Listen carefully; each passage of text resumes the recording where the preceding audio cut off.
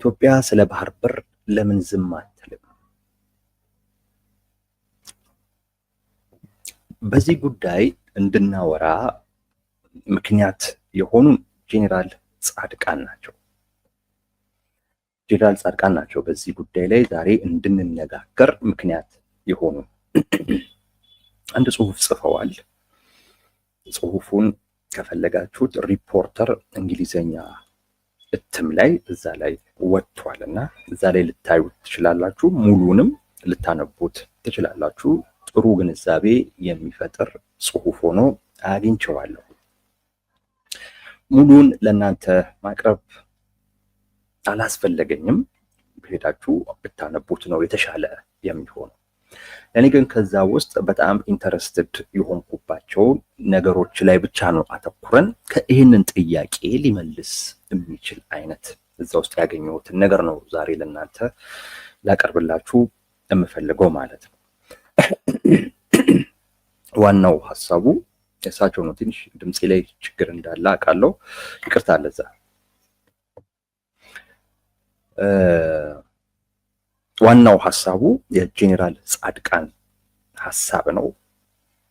እኛ እንነጋገርበታለን ማለት ነው። የእሳቸው ጽሁፍ ሳነብ የመጣልኝ ጥያቄ ነው።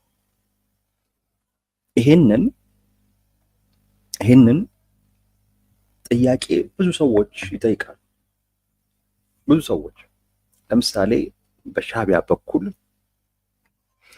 ኢትዮጵያ የባህር በር ጉዳይን ወይም ደግሞ አጀንዳን እንድታነሳ ፍላጎት የለም።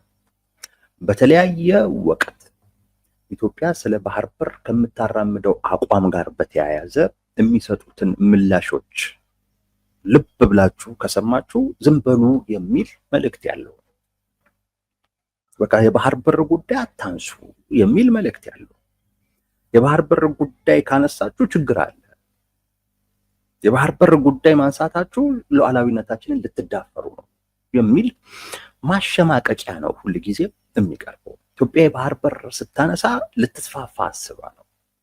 ኢትዮጵያ የባህር በር ስታነሳ የሰው ሀገር ሉዓላዊነት ልትደፍር ነው። ኢትዮጵያ የባህር በር ጉዳይ ስታነሳ ወደ ጦርነት ልትገባ ነው። ይሄ ማሸማቀቂያ ነው። ሻዕቢያም የሻዕቢያ ተላላኪዎችም ይሄንን ይሉታል። በቃ የባህር በር አጀንዳ ካነሳ ጦረኛ ነህ፣ በቃ ጦርነት ውስጥ ለመግባት ሰበብ እየፈጠርክ ነው ያለው ተብለህ ነው የምትታየው። ስለዚህ እያሉክ ያሉት ዝም በል ነው፣ ዝም በል የሚል ጉዳይ ነው እያነሱ ያሉት። ይሄ በቀጥታ ኢትዮጵያ የባህር በር አጀንዳን ማንሳት የለባትም የሚሉ አካላቶች የሚሉት ነው።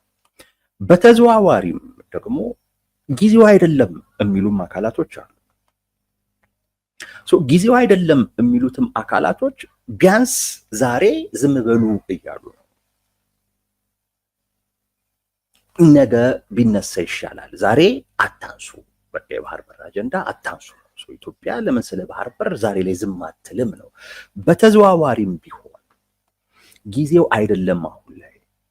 ከዚህ በፊት የምናስቀድማቸው የራሳችን ሀገራዊ ጉዳዮች አሉ የሚሉትም ሰዎች እያሉ ያሉት ምንድነው? ዝም በሉ ነው። ቢያንስ ዛሬ ላይ ዝም በሉ ነው። እና እኛ ጊዜው ነው ብለን ስንነግራችሁ የዛ ሰዓት ላይ ታነሱታላችሁ የሚል ነው።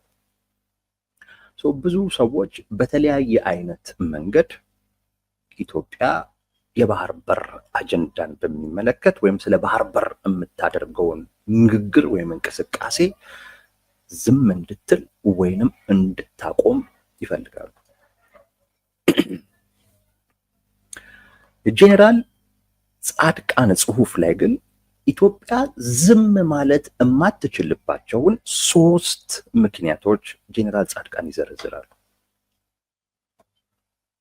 ዝም ማለት የማትችልባቸው። በነገራችን ላይ የጽሁፋቸው አጠቃላይ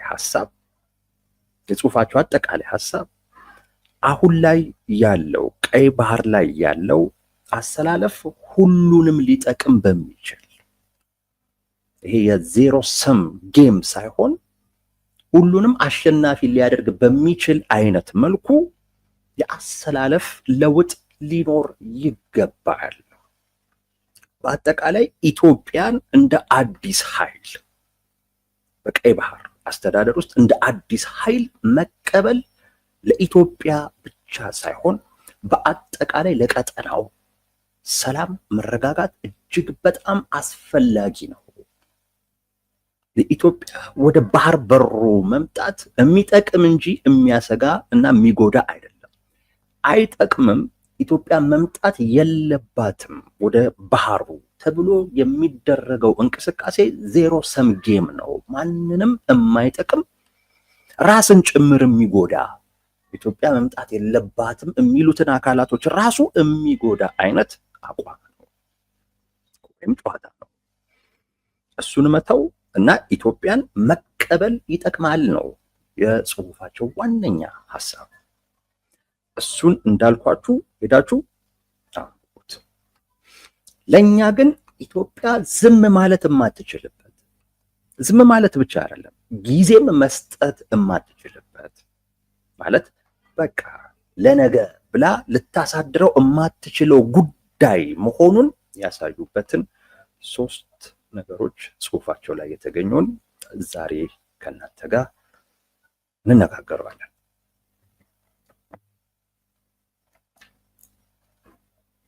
ኢትዮጵያ ዝም ማለት አትችልም ብቻ ሳይሆን ማሳደርም አትችልም። ጉዳዩ ነው፣ አስቸኳይ ነው።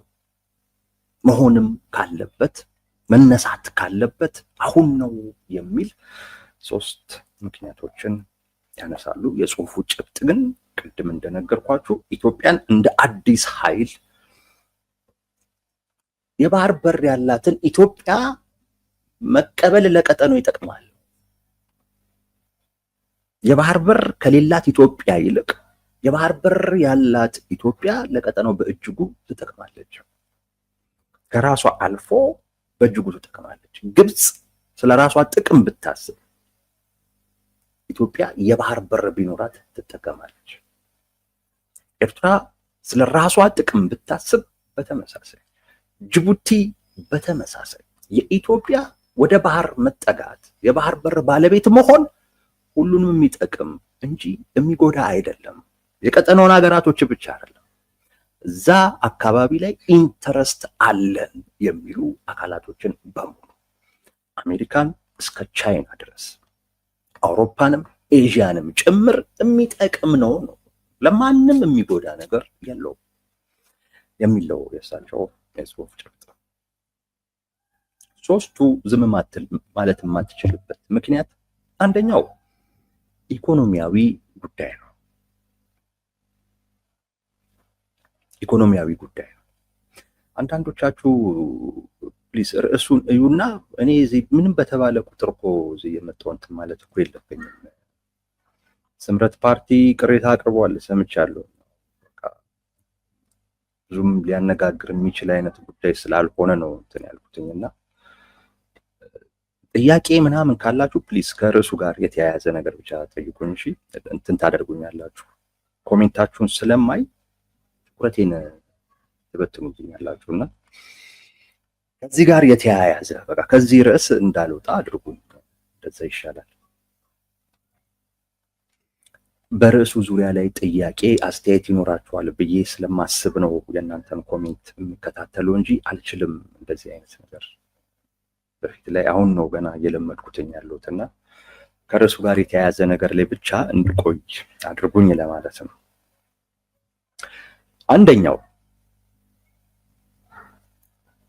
አንደኛው ኢኮኖሚያዊ ጉዳይ ነው። ኢኮኖሚያዊ ጉዳይ ከኢኮኖሚያዊ ወይም ደግሞ ኢትዮጵያ ለፖርት ለወደብ የምታወጣው ወጪ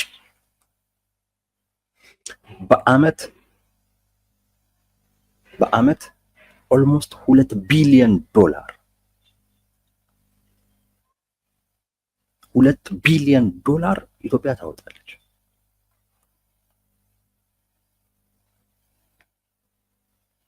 ይሄ ማለት ከኤክስፖርት የምታገኘው የውጭ ምንዛሬ ኦልሞስት በቃ ትከፍለዋለች። ትከፍለዋለች እንደማለት ነው።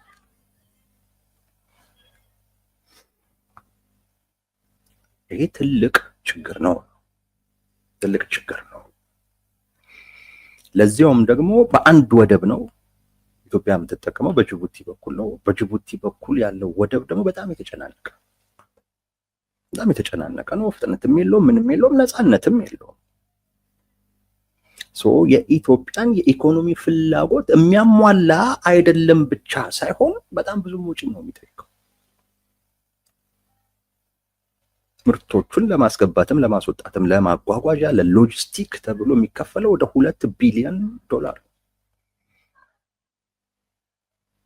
አሁን ያለውን ብቻ አይደለም ማሰብ የሚያስፈልገው። የኢትዮጵያ ሕዝብ ቁጥሩ እየጨመረ ነው። ቁጥሩ ብቻ አይደለም ፍላጎቱ ሁሉ እየጨመረ ነው። ፍላጎቱ በጨመረ ቁጥር ያንን ማሟላት የሚያስፈልግ አይነት ቶሎ ቶሎ ፍጥነት ያለው እንቅስቃሴ ይፈልጋል።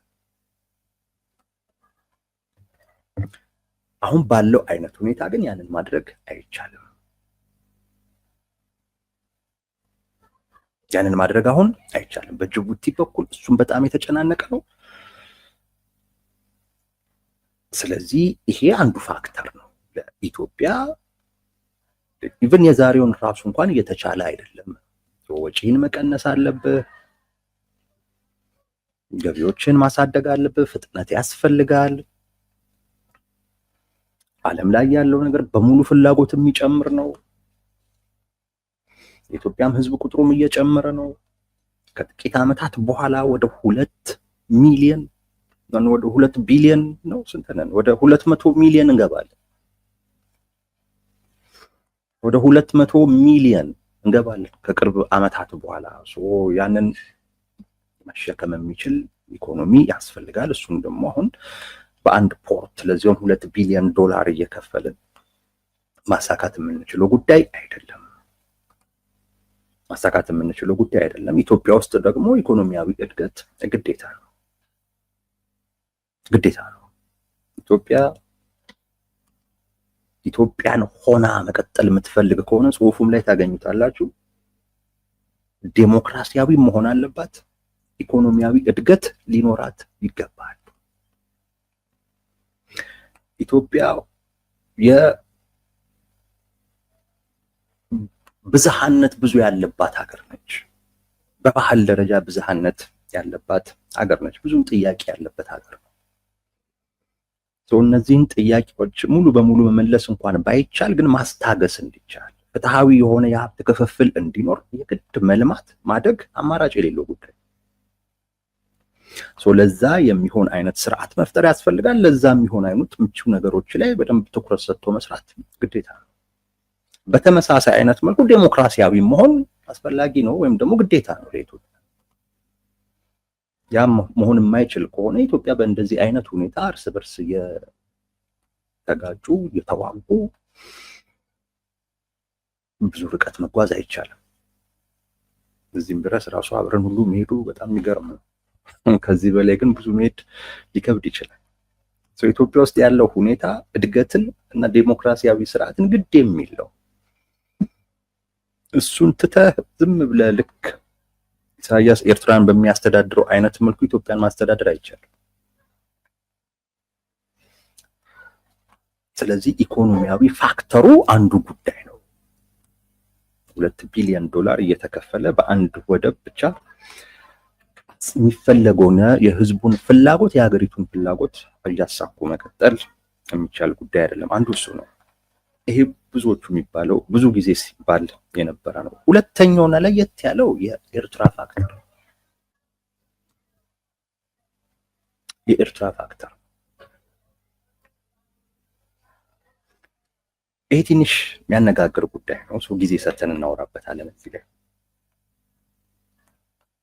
የኤርትራ ፋክተር ሲባል ያው የመንግስቷ ማለት ነው። የኤርትራ መንግስት አንዱ ባህሪው ነው። ሁለት ኤርትራ ውስጥ ያለው ውስጣዊ ሁኔታ።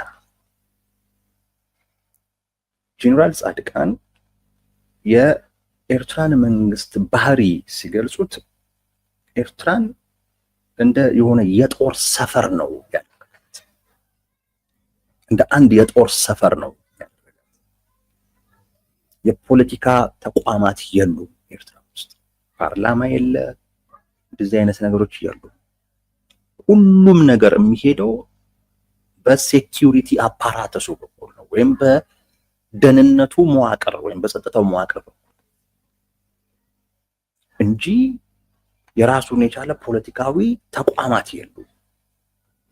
የሆነ አይነት ችግር ቢፈጠር ያንን ችግር አብዞርብ ማድረግ ወይም መቋቋም የሚችል ተቋም የለም ኤርትራ ውስጥ። ለዛ ነው እሳቸው ጋሪሰን ስቴት ነው የሚሉት። በቃ የጦር ሰፈር ነው ኤርትራ የሆነችው።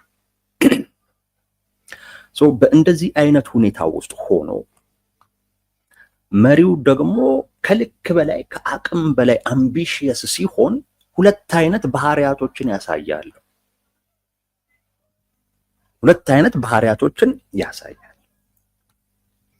አንደኛው ግጭት ፈጣሪ ነው የሚሆነው። የራሱን ፍላጎት ለማሟላት ከጎረቤት ሀገራት ጋር በሙሉ በውስጥ ጉዳይ እየገባ ግጭት መፍጠር፣ በጥባጭ መሆን አንደኛው ባህሪው ነው የሚሆነው። የኤርትራ መንግስት ሲሆን የታየው ጉዳይ ይሄንን ነው። በቃ ወታደራዊ ብቻ ስለሆነ በውትድርና ብቻ የሚያምን ስለሆነ ፍላጎቱን ሁሉ በኃይል ማሳካት እንደሚችል ነው የሚያስበው። ስለዚህ ይወራል ወይም ደግሞ ጦርነት ይከፍታል። እንደዛ ነገር ነው የሚያደርገው። መበጥበጥ ነው አላማው የሚሆነው። በጥባጭ ነው የሚሆነው። በራሱ ግጭት ይፈጥራል። በራሱ ደግሞ መቋቋም የሚችለው ነገር ደግሞ ካልሆነ ሌሎች አካላቶችን ደግሞ ይዞብህ ይመጣል። ልወረር ነው፣ ሉዓላዊነቴ ሊደፈር ነው ብሎ ሌሎች አካላቶችን ይዞብህ ይመጣል። አሁን ግብፅን ተሸክሞ ይዞ እንደሚመጣው አይነት ነገር ማለት ነው። በራሱ አቅም ሳይኖረው ሲቀር ወይም እሱ አለኝ ከሚለው አቅም በላይ ያለው አካል ጋር ሲጋፈጥ የሚያደርገው ነገር ምንድነው? የሌላ አካልን አቅም ይዞ መጥቶ እንደገና መበጥበጥ ነው የሚፈልገው። በጥባጭ ነው የሚሆነው። በአጠቃላይ ማለት ነው በጥባጭ ነው የሚሆነው። ኢትዮጵያ ይሄንን ታግሳ መቆየት አለባት ወይ ነው የጄኔራል ጻድቃን መከራከሪያ። ይሄንን አይነት ባህሪ እስከመቼ ችላ መኖር አለባት ነው ማለት። እየተተነኮሰች በውስጥ ጉዳይ ላይ ጣልቃ እየተገባ ኢትዮጵያ እስከመቼ ድረስ እንደዚህ ሆና ልትቀጥል ትችላለች? መንግስት በተቀያየረ ቁጥር በሁሉም በመጡት መንግስታቶች በሙሉ የኤርትራ መንግስት የኢትዮጵያ ተቃዋሚዎችን ሲያደራጅ ነበር፣ ሲደግፍ ነበር። አሁንም ይኸው ግብፅን ይዞ ተሸክሞ መጥቶ እንደገና ቀጠናውን ወደ ትርምስ ለመክተት እየሞከረ ነው። አንዱ ይሄ ነው ባህሪው፣ በጥባጭ ነገር ይሆናል ነው። ኢትዮጵያ ይሄንን ታግሳ የምትቆይበት ምንም አይነት ምክንያት የለም ከባህሪው አኳያ። ሁለተኛው ተላላኪ ነው የሚሆነው። ተላላኪ ነው የሚሆነው ማለት የሌሎች አካላቶችን ፍላጎት አስፈጻሚ ነው የሚሆነው። መበጥበጥ ብቻ አይደለም ግን የሌሎችን አካላቶች ፍላጎት ሁሉ ቀጠናው ላይ ለማስፈጸም ይሞክራል። የራሱን ፍላጎት ብቻ ሳይሆን እንደሚያደርጉ አሁን ላይ የነ ግብፅን የሌሎች ሀገራቶችን ፍላጎት ለማስፈጸም ነው ሊሰራ የሚችለው። በዛ ረገድ ኢትዮጵያ እንደ አንድ ጎረቤት ምን ዋስትና አላት? ምን ዋስትና አላት? ታሪካዊ ጠላቶቿን ሁሉ ይዞ እየመጣ ኢትዮጵያ ሊጎዳ የሚችል እንቅስቃሴ ቀይ ባህር ላይ በቅርብ ርቀት እየተደረገ እየታየ የኢትዮጵያ መንግስት ስለ ባህር በር እንዴት ዝም ይበል? የደህንነት ጉዳይ ነው። የባህር በርን ጉዳይ እንዴት ለነገ ይበለው?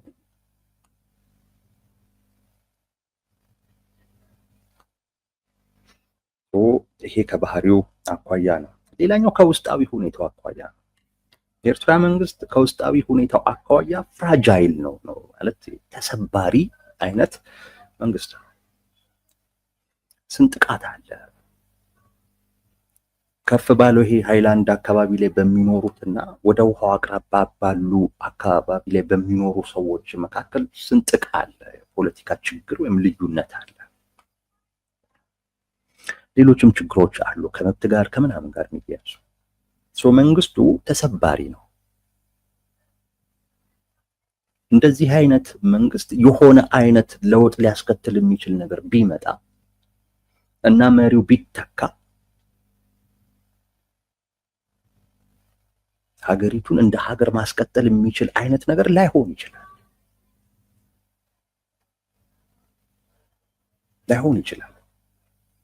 ግጭት ሊፈጠር ይችላል። በቀጥታ የውጭ ኃይሎች ሊገቡበት ይችላል እና የውጭ ኃይሎች የሚራኮቱበት፣ እርስ በርስ የሚጋጩበት፣ የሚዋጉበት ነው ሊሆን የሚችለው በፕሮክሲ ማለት። ያ ማለት እንደዛ ከሆነ በኋላ በዛ አካባቢ ላይ የንግድ እንቅስቃሴ ይኖራል ብሎ ማሰብ በጣም ስህተት። ኢትዮጵያም ምርቶቿን ለማስወጣትም ለማስገባትም ችግር ይገጥማታል ብቻ አይደለም፣ ቀጠናው ራሱ ሌላ ብዙ ችግር ነው የሚገጥመው። ምክንያቱም ኤርትራ ብዙ የአብዛኛውን የቀይ ባህር ዳርቻ የምታዋስን ሀገር ነች። ስለዚህ መንግስቱም አስተማማኝ መንግስት አይደለም፣ ሊቀጥል የሚችል አይነት መንግስት አይደለም። ተሰባሪ ነው። በአምባገነንነት ነው የቆየው። አፍኖ ነው የደህንነት ወይም የጸጥታ መዋቅሩን ብቻ ተጠቅሞ ያለ መንግስት። እንደዚህ ደግሞ በኃይል ጨፍልቆ ደግሞ የቆየ መንግስት የሆነ ወቅት ላይ ሊያከትምለት ይችላል። የዛን ሰዓት የኢትዮጵያ እጣ ፋንታን ሊወስን የሚችል አይነት ሁኔታ ነው እዛ ሊኖር የሚችለው። ስለዚህ ኢትዮጵያ ይህ ጉዳይ አሳስቧት ከወዲሁ ማንሳት የለባትም ወይ? የባህር በር አጀንዳን ዝም የማትልበት አንዱ ምክንያት ከዚህ ጋር የተያያዘ ነው። ከኤርትራ መንግስት ባህሪ እና ኤርትራ ውስጥ ካለው ውስጣዊ ሁኔታም ጋር የተያያዘ ነው። እዛ የሚሆነው ነገር እኛን አይመለከትም የሚባል አይደለም። እዛ የሚሆነው ነገር በእጅጉ እኛን የሚመለከት። ቀይ ባህር የኢትዮጵያን ዕጣ ፋንታ የሚወስን አካባቢ፣ እኛ ደግሞ አብዛኛው ነገራችን በሙሉ ከውጭ በምናስገባው ነገር ይሄ ነገር ተስተጓጎለ ቆመ ማለት ነገ ከነገ ወዲያ እባካችሁ እዛው ቅርብ ያላችሁ አካላት የሆነ ነገር አድርጉልኝ ብሎ መለመን ነው። በራስ እንኳን ማስተካከል የሚቻልበት አይነት ሁኔታ የለም። ኢትዮጵያን ብቻ ሳይሆን ግን ይሄ አጠቃላይ ቀጠናው ላይ ያሉ ሀገራቶችን ሁሉ ሊጎዳ የሚችል ነው። ኢትዮጵያ የባህር በር አጀንዳን ማንሳት ለነገ የማትለው ጉዳይ እንዲሆን ካደረጉት ነገሮች ውስጥ አንዱ ይሄ ነው። ሁለተኛው ሶስተኛው በአካባቢው በቀጠናው ያለው አደገኛ የሆነ ውድድር ነው። ይሄ ማለት በትላልቆቹ ሀገራቶች መካከል የሚደረገው ውድድርና ፉክክር ነው። በዛኛው በአረብ ሳይድ በኩል ያለው ጋር እነ ኢራን፣ እነ ሳውዲ፣ እነ ዩኤኢ የሚያደርጉት የራሳቸው የሆነ ፉክክር አለ። እነሱ እዛ አካባቢ ላይ የሚያደርጉት ፉክክር የመን ላይ ታይቷል። የመን ላይ ችግር ሲያመጣ ታይቷል። በአፍሪካ ሳይድ ላይ ያለው የቀይ ባህር አካባቢ ላይ ደግሞ ከአሜሪካ እስከ ቻይና፣ ፈረንሳይ፣ ቱርክ ድረስ በጣም ብዙ ነው። ወደ 10 ምናምን የሌሎች ሀገራቶች የጦር ቦታ አላቸው ጅቡቲ። በሶማሊያም በኩል እንደዚሁ አለ። ሶማሌላንድም እንደዚሁ አይነት አሳቢ አላት። እንኳን ቢያንስ ወደ ህንድ ውቅያኖስ ነው። ይሄ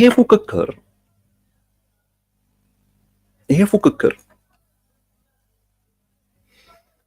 አካባቢው ላይ ያሉ ሀገራቶች ውስጥ ያሉ ውጥረቶችን የማባባስ አቅም አላቸው። በተመሳሳይ የመን ላይ የታየው አይነት ነገርን ወደዚህ ይዞት ሊመጣ የሚችልበት እድል አለ።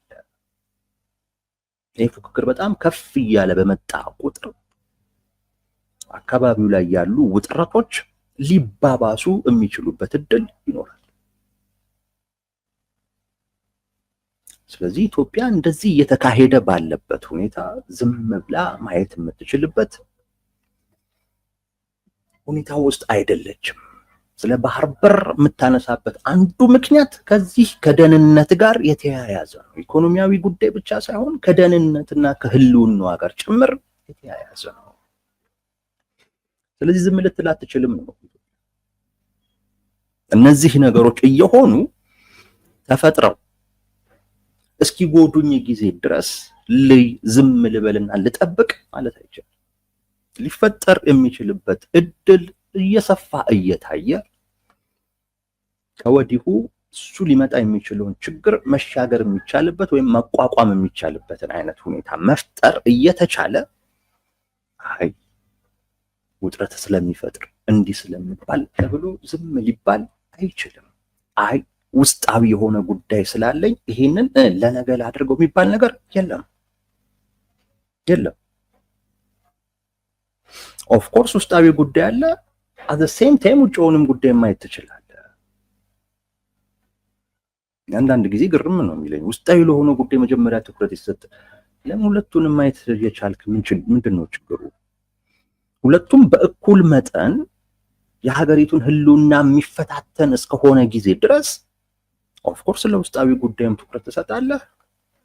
በተመሳሳይ መልኩ ደግሞ ውጫዊ የሆነውንም ጉዳይ ይዞት የሚመጣውን አደጋ ከወዲሁ ሴንስ ካደረገ ከተረዳህ እሱን ሊያስቀር የሚችልም ደግሞ ስራ ትሰራለህ። የጄኔራል ጻድቃን ምክሪያ ነው። ኦፍ ኮርስ ውስጣዊ ጉዳይ መጥቶ አለበትም ብሎ ያስቡም፣ ግን የባህር በር ለኢትዮጵያ ያስፈልጋታል የሚለው ጉዳይ ግን በጣም አስቸኳይ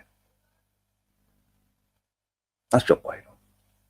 እሱ እንዳለ ሆኖ ግን እሱንም ለማሳካት ለውስጣዊ ጉዳይም ትኩረት ሰጥቶ የውስጥ ችግሮችን መፍታት ራሱን የቻለ ከውጭ ሊመጣ የሚችል ወይም ደግሞ ውጫዊ ሁኔታውን ለመቋቋም ብለ ማግኘት አለብኝ የምትለውን አቅም ለማግኘት እድል ይሰጣል።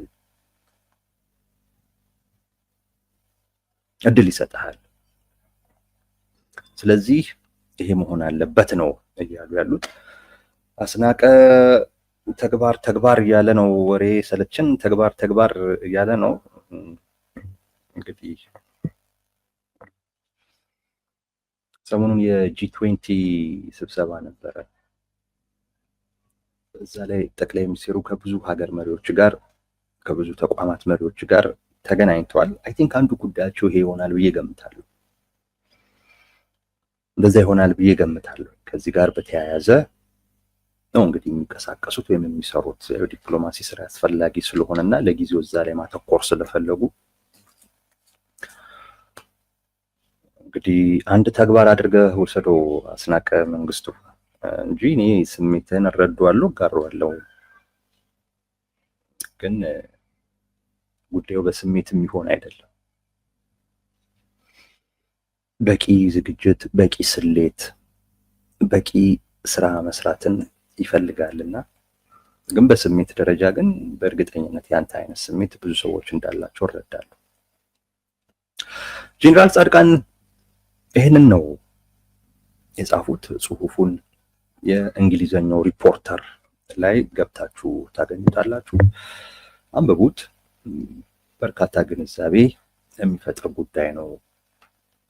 ቀይ ባህር ማለት ምን ማለት ነው የሚለውን ጭምር ኢትዮጵያ የባህር በር ብታገኝ ለቀጠናው ሀገራቶች ወይም ለቀጠናው በአጠቃላይ ምን አይነት ጥቅም እንዳለው እሱን ሁሉ የሚያነሱበት ጽሁፍ ነው። ለኛ ግን ኢትዮጵያ ስለ ባህር በር ዝም ማለት የማትችልባቸውን በእሳቸው በኩል የተገለጹ 3 ምክንያቶችን ካየን እና ጽሁፋቸውን ለማንበብ አፒታይት ይፈጥራል ብለን ስላሰብን ያደረግነው። እሱን ካደረግን በቂ ነው።